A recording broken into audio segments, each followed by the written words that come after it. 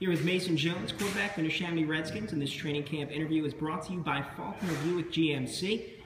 Mason, going into the season now, you've got a full season as the starting quarterback under your belt. You've worked with Zach at wide receiver, Denzel at wide receiver.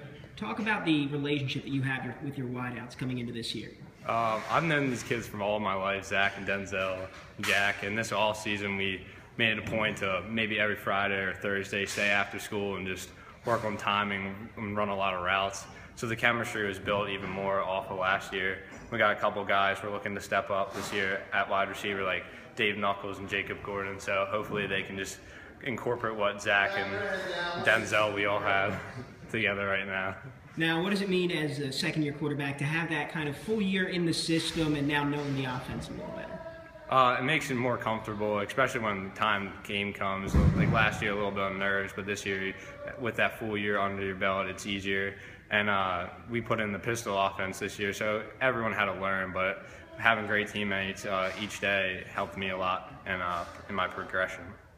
That's Mason Jones and the Neshaminy Redskins. You can catch every game online this season at WBCB1490.com.